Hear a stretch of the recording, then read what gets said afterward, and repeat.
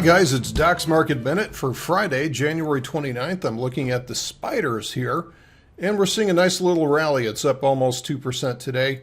So this is not surprising. What I've been talking about lately is the fact that we have these railroad tracks in here and all this consolidation, and now we have a fully charged up daily chart, and that can be good for maybe up to 70 points, and the full S&Ps are about 7 points here. So we could see a move up to maybe about 197 or so. This is what I'm thinking.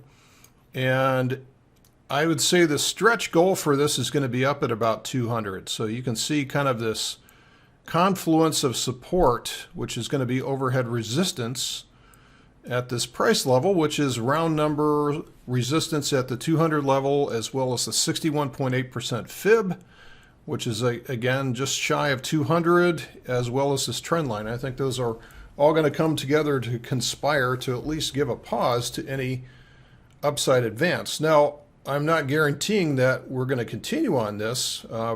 We've just gotten up and over the 38.2%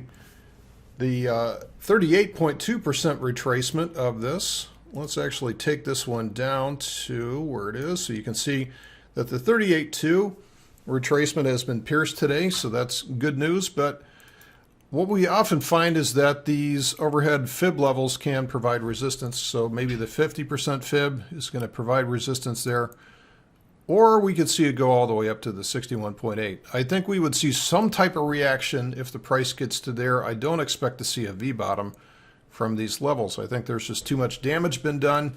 And I think once the next shoe falls, we're going to be rolling over again and perhaps retesting the lows, or at least giving the appearance of retesting the lows.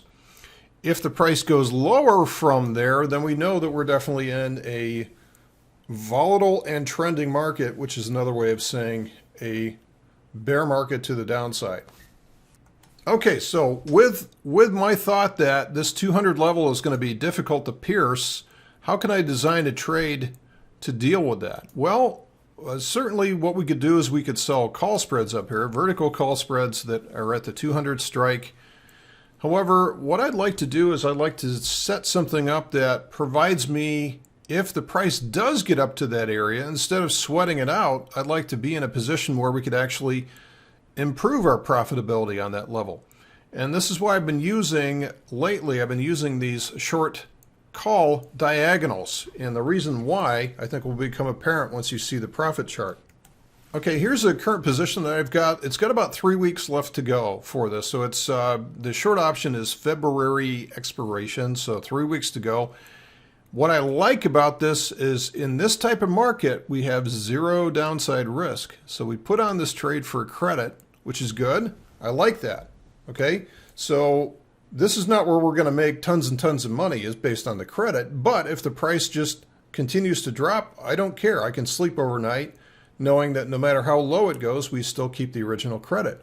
Now, if the price does rally up to where I think it might go, which is as far as maybe 200 or so, you can see that it actually improves the profitability through this expiration peak here. Now, that won't show up until the last couple of days, so we're going to have to be patient with this. But this is the type of setup that we want to do, where we have some additional enhancement to the profits if the price does rally. And if it doesn't rally, if it just drops from here like a stone, like everybody thinks it's going to, then I keep my credit and I walk into the next trade. We just keep on doing the same thing again and again.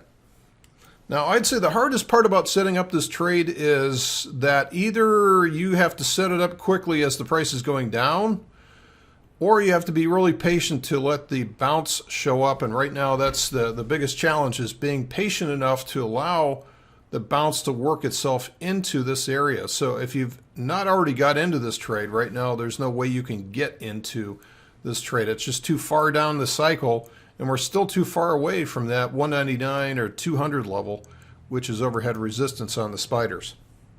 But anyway, some food for thought.